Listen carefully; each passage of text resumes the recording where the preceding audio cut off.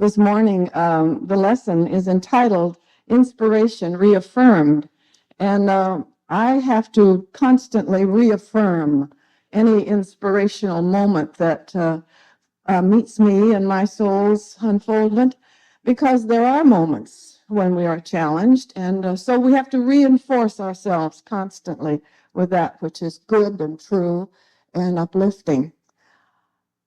The inspiration I'd like to relate to this morning is our experience that we had on Maui in November at our Thanksgiving retreat with Dr. Carl Simonton, the renowned cancer specialist, as our guest speaker and guest teacher during that week. Many of the people who attended, some 50 of them, were diagnosed with that particular challenge in their life. And I shall not forget the day that they arrived by the airplane, after getting up so early in the morning here in Sacramento and wherever on the mainland, and flying the 5 hours to Maui, and arriving in the warmth of the climate, coming into the hotel area that we had set aside for orientation and for welcome. And as one person in the midst of them said, "Aren't we the motliest looking group you ever saw?" And it is true. They look pretty motley. Many of them were ill. One was on crutches, one was in a wheelchair. They had traveled all day, they had made an extreme effort, and many of them were not well. And during that week, I have never experienced such inspiration and such a really powerful experience of seeing this truth at work.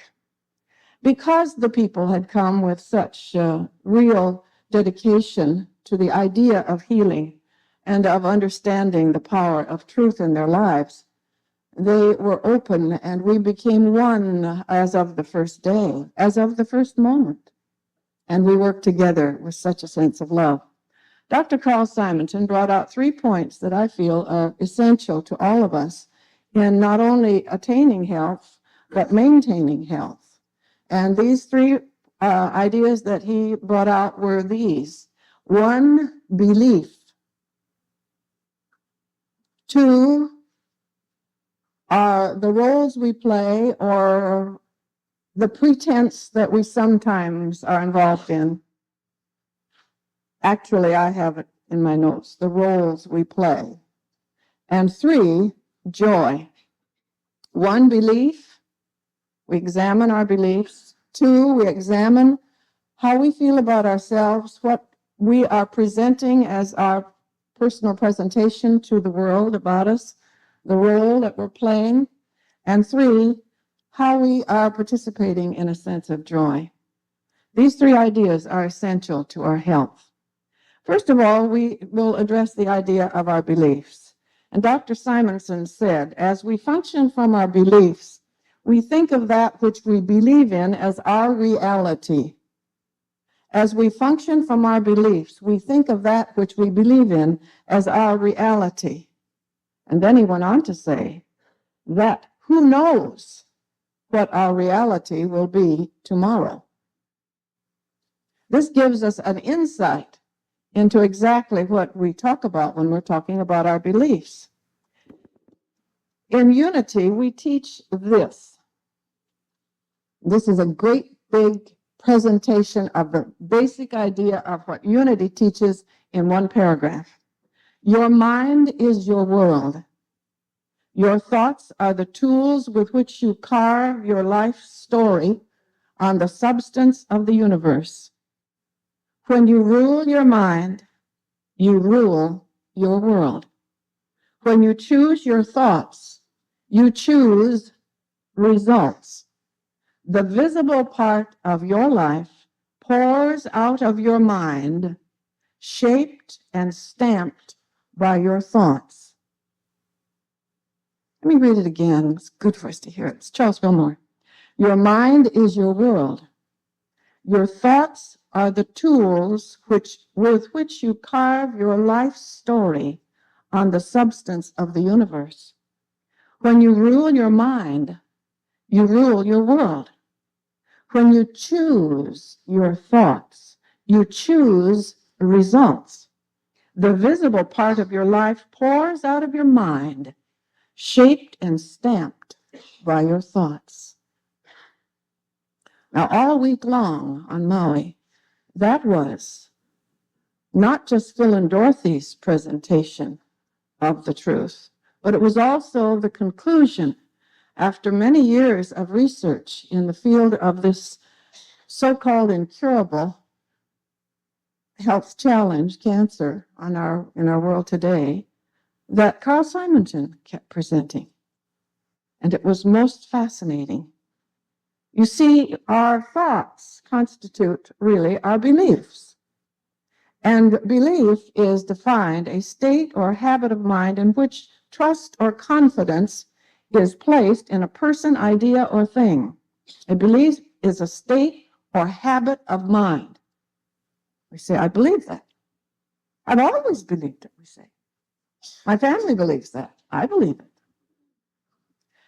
Belief may imply mental acceptance without certainty.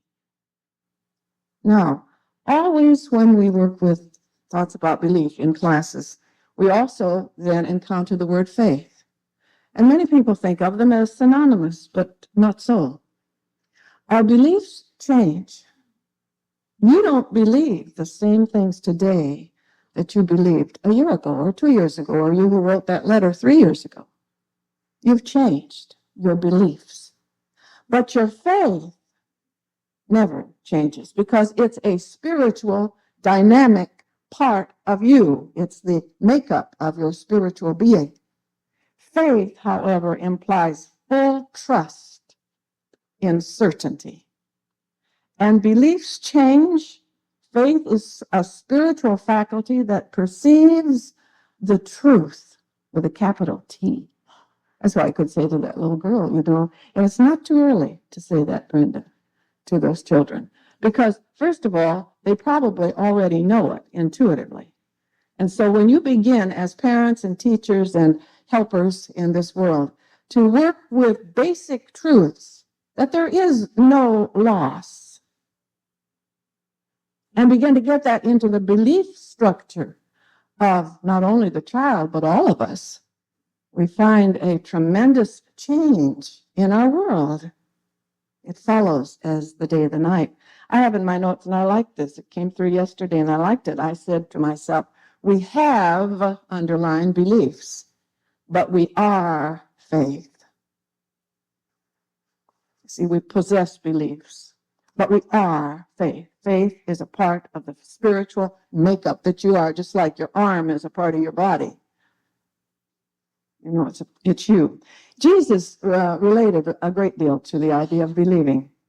In Matthew, the 9th chapter, the 28th verse, the blind men came unto him, and Jesus saith unto them, believe ye that I am able to do this? And they said, yea, Lord. And in Mark, the 5th chapter, the 36th verse, when the ruler of the synagogue's daughter, 12 years old, was, according to all outer appearance, dead, Jesus said, be not afraid, only believe. And in Mark, the 9th chapter, the 22nd through the 24th verse, the father with the son who had the dumb spirit, or probably was an epileptic, and the father asked Jesus to help. And he said, if thou canst do anything, and Jesus said, if thou canst, all things are possible to him who believeth. And the father of the boy cried out with tears and said, Lord, I believe. Help thou mine unbelief. And of course, this is exactly why you come to church on Sunday and why you and I really need each other so very much, is because we have within us a great area of unbelief. A man I've just recently read, and I love this book, and I pray that we have them in the book room, or they're going to scalp me for mentioning it, The Road Less Traveled by Dr. Scott Peck, an MD, a psychiatrist. And he says that he tells his patients these things, like we're saying. That's why I like the book. It sort of agrees with what we're saying, But he says, I draw a big circle, and then I take a little notch out of one corner, out of one side, rather, up at the top, as he drew it, and this little notch. He said, at that little notch, that's where you are consciously right now. Your conscious beliefs, your conscious awareness. But all the rest of that circle is the unconscious. And in the unconscious phase of us, there's an awful lot that we don't believe, we don't know, and therefore we say, I'm in the dark about that. And when Jesus healed people or worked with people to bring forth that already present life, intelligence, healing, health, wholeness, and he said, wilt thou be made whole? You know, he put it all together in that word. He appealed to that notch. He appealed to their belief at that moment, because all the faith in the world that Jesus expressed could not have achieved it had it not been that he brought them to a level of belief. And we find this true in our lives. We either believe in a teacher, or we believe in a doctor, or we believe in a system of government. You know, we believe. And when our beliefs change, well, a lot of things happen to us, I can tell you that. We believe on many levels, and we don't believe on many levels. For example, right down here in front is Cruz Acevedo, and many of you know him because he had a very successful seminar here yesterday on food and good living. And Cruz is a skydiver. He's jumped out of an airplane in every state in the United States, plus Hawaii and Alaska. Have you done Alaska yet? What are you waiting for? Why are you sitting here? Anyway, he believes he can do it, and he does it. I don't believe I can do it. I really don't believe I can do it. In other words, I don't see myself jumping out of an airplane. And unless I see myself doing something, I'm not going to do it. Because believing is seeing, and seeing is believing. And also, seeing is imagining, and faith and imagination are the perceptive powers of mind. Phil just got through telling us that over and over and over and over again. Those two have to work together. And so whatever we're working with in changing our belief structures, and we don't start on jumping out of airplanes, we start on a lot of things like there is no loss. You know, we start on the things that we might be able to, through self-analysis and by getting feedback from family and friends and our world in general.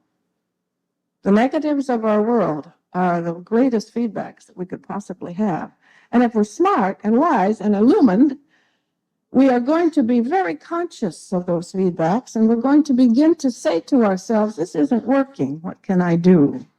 And then we're going to begin to see a new way. And the way in which we do that in changing our beliefs, believing requires vision, which is the door to the power of faith.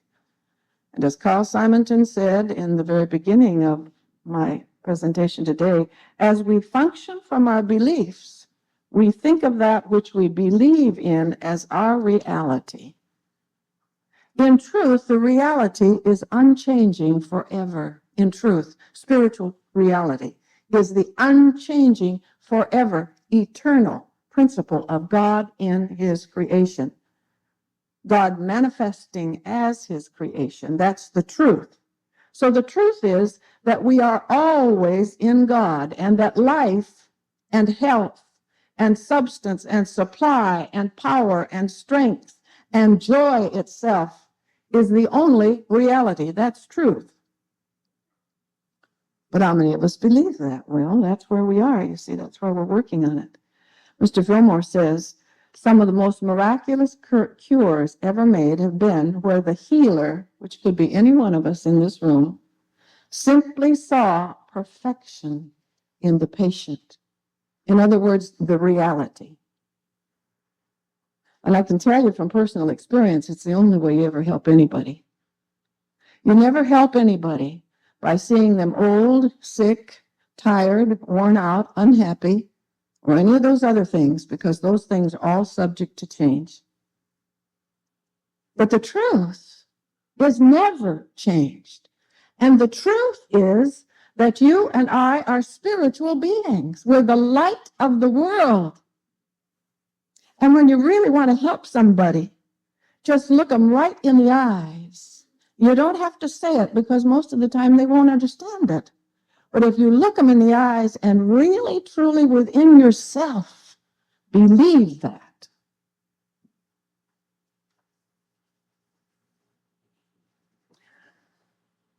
the miracle happens. And it isn't you doing it, it's already there, and you have helped to release it. And it comes forth as healing. Or somebody will say, I feel better. I feel like maybe there is a way. I feel inspired. I feel blessed. I don't know what it was you did, but it helped. Of course it helped.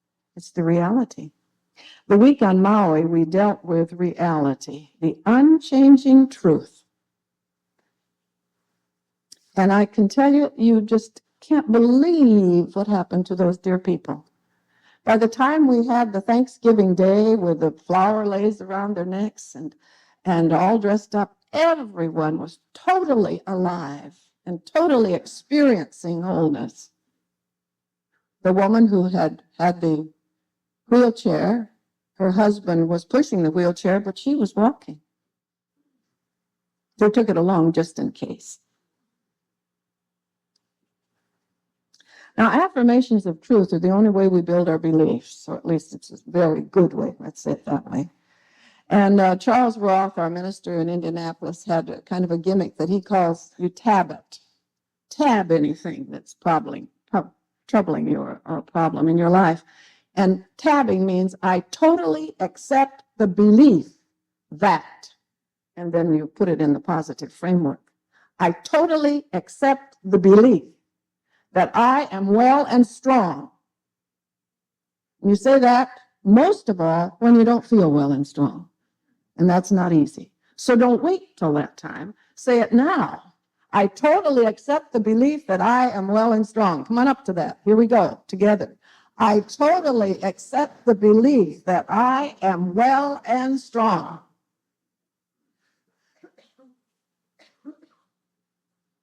Now, unfortunately, we don't do it by saying it once. And I have in my notes over and over and over and over and over and over, all the way across that page. Because it does take that kind of effort.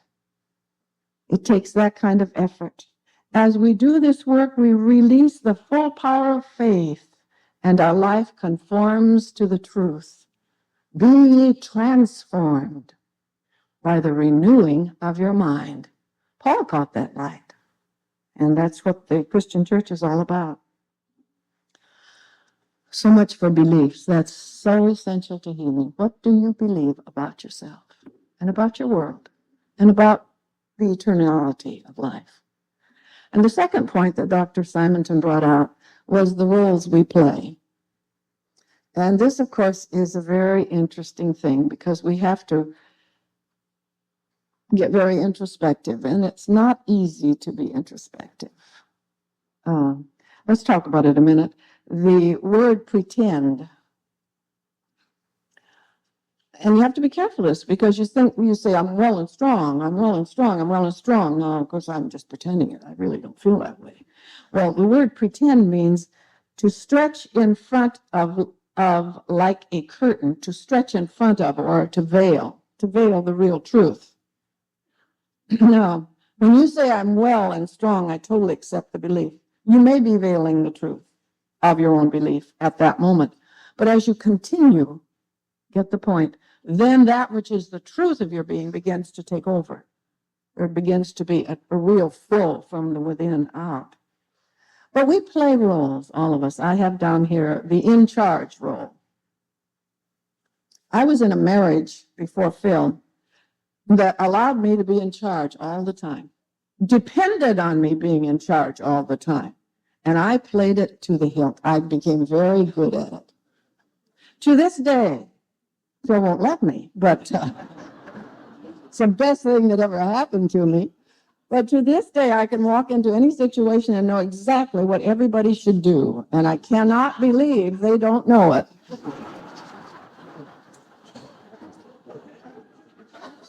Now, that's a real role. And that gets me into more trouble. And I'm constantly working with that. There are others of you in here, too, just exactly like that. I know. And then have you ever played the rich role? The rich? I learned that one early when I was first in the ministry. In Toronto, there was a very, very wealthy lady who liked me, and she liked to buy me clothes. And we used to go down to New York. Not the wealthy lady, but I used to go down to New York, and we would be the ministers at the church in New York, which was in the Waldorf Astoria. We also stayed in the minister's apartment. She was from London and a very well endowed woman, and she had a beautiful apartment on the East River overlooking the entire city with a maid, and we had the whole treatment. So with my clothes that the lady bought me and staying in this lovely apartment, we would sail around New York like we owned the place, only to go to Toots Shores, and Father will remember Toots Shores in New York. It's no longer one of the restaurants, but it was then. And so we sail into Toots Shores. And I'm in a pink hat, and I'm all dolled up, and I go in like I own the place, you see, and we sit down and we order. Now, I didn't know about a la carte menus, and neither did my husband. So we ordered a salad and a main dish and a vegetable. And by the time it was served to us, we had a great salads, both of us, enough to serve 5 people. A great plate of whatever, and all this food. And we're in the middle of the restaurant, and people are looking. And suddenly, my rich roll no longer served me. And I said to the waiter, "Why didn't you tell us?" He said from a very lofty position, "Because people who eat at Toots Shores know."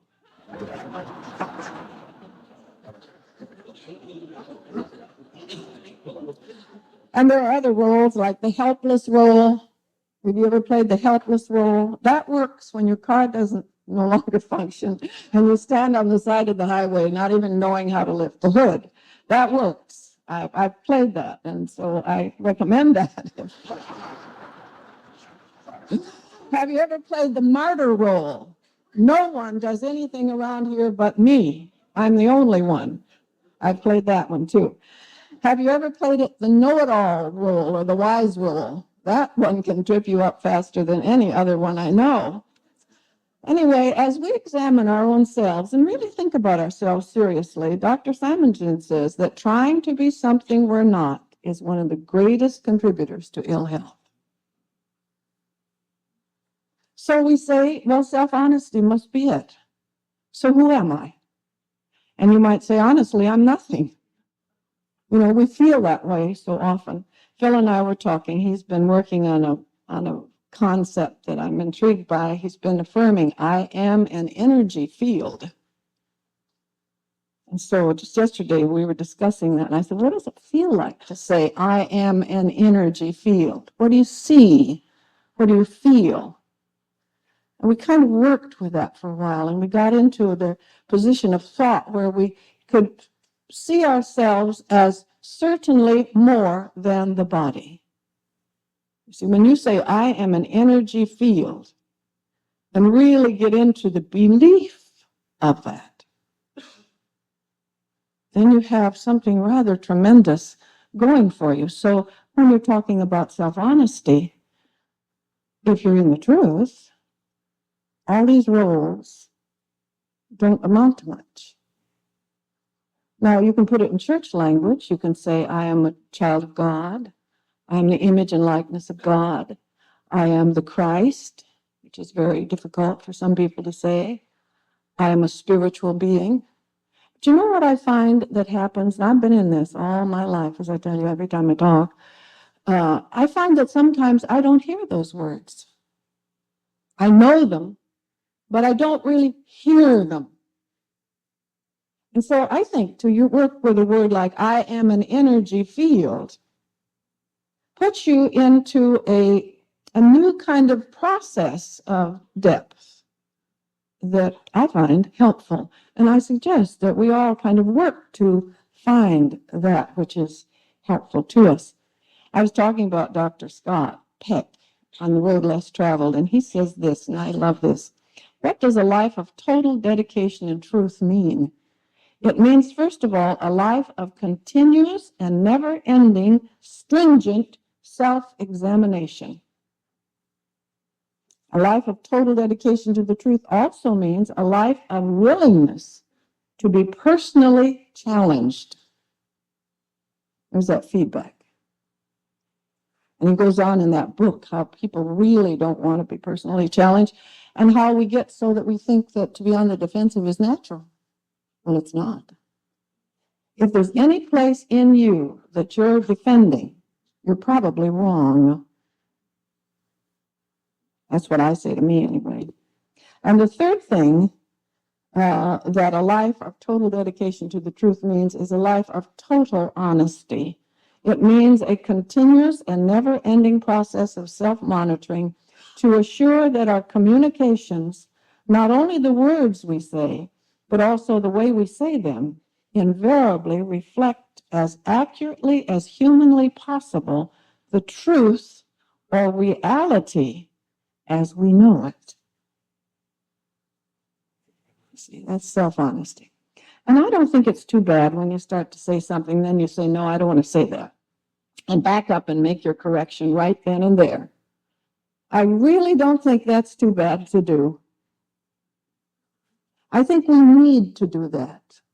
And, I'm given to exaggeration. I exaggerate an awful lot. I used to exaggerate more than I do now, but Phil doesn't let me anymore. I've really been kind of pleased with Dorothy that I've been able to say, no, it wasn't 100 people, it was only 10,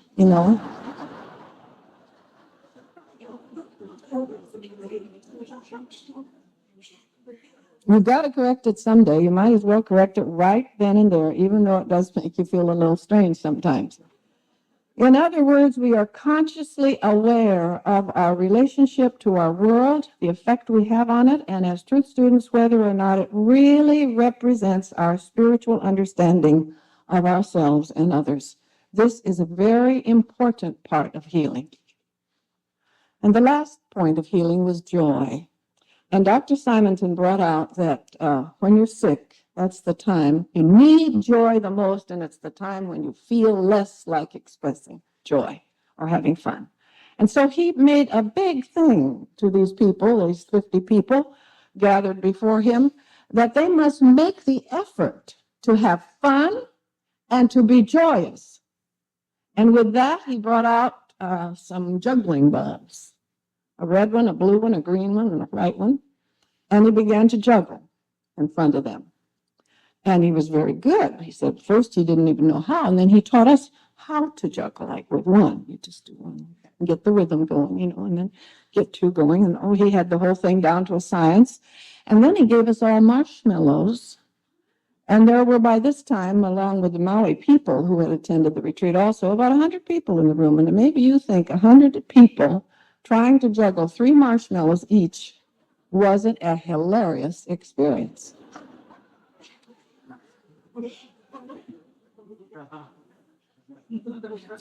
Now, you see, what he was trying to do for us and what he did for us and what he does for his patients, for you to go down to his center down in Southern California, you would be involved in lots of experiences that would make you laugh.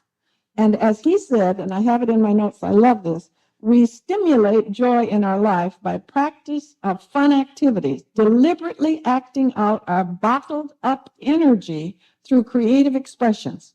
And he said depression is the result of trying to be who we're not. Therefore, as we face ourselves, and you do in a life and death situation, and then you begin to release the natural joy that is in us. My joy is in you, that your joy may be made full, Jesus said. And as we do that, the healing flow begins. If you don't believe that, you try it the next time you don't feel good. Just also, Simonton carries around a drum, and he's learning to drum. And he drummed a bit for us, too, and that was kind of fun. We suggest, like Norman Cousins did, getting films and laughing with the Charlie Chaplin films, But have one point in your day when you have something that makes you laugh or have fun. Dance, sing. Oh, I shouldn't say that in front of Phil. The moment the water hits him in the morning, we have opera in our house, you know. But folks, this is a part of the healing activity. So I just take myself to another part of the house and do my thing. Also play games. Think of the things that are really fun for you to draw, to paint, anything that helps you to get out of that vice of depression and unhappiness. It's not natural to you. It is not healing. And to conclude, and Phil, I have 5 minutes left. Good for me. The Maui group miraculously changed before our eyes. Pardon? Oh, is this right? Well, I haven't looked at that clock since 5 minutes to 10, and I've been as happy as a lark up here. I'm so sorry. Forgive me. I've got a real good conclusion. It just a real quick. This is a real quick one. The Maui group miraculously changed before our eyes into smiling, laughing, free, energetic people. One, spiritual reality, true acceptance in the belief of your spiritual self. Two, let go of the burden of false roles. And three, joyously express life. Amen.